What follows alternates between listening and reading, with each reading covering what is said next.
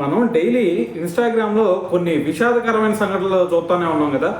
ఎందుకంటే మనకి ఇన్స్టాగ్రామ్లో సిచ్యువేషన్ ఎలా ఉంటుంది, ఒక పరిచయం లేని వ్యక్తికి మెసేజ్లు పెడతా ఉంటారు, దాని తర్వాత అది కాస్త ప్రేమగా చిగురించేది. సో దాని తర్వాత వాళ్ళు ఏకాంతంగా కలుస్తూ ఉంటారు, దాని తర్వాత పెళ్లి చేసుకుంటారు.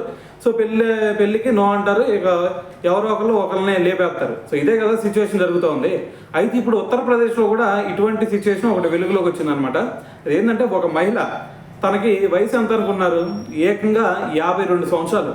మరి 52 సంవత్సరాలు ఉన్నప్పుడు తను ఏది ఇన్స్టాగ్రామ్లో మనకి ఫిల్టర్స్ ఉంటాయి కదా, ఆ ఫిల్టర్స్ని యూజ్ చేసి తన ఏజ్ 26 లాగా చిత్రీకరించింది అనమాట. సో మరి 26 అని చెప్పేసి ఒక యువకుడికి పరిచయం అయింది.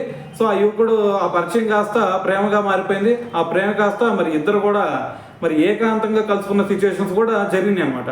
అయితే మరి ఏకాంతంగా కలుసుకున్న తర్వాత మరి ఆ మహిళ ఏం చేసింది, తనని పెళ్లి చేసుకోమని చెప్పేసి ఆ యువకుడిని బలవంత పెడతా ఉంది.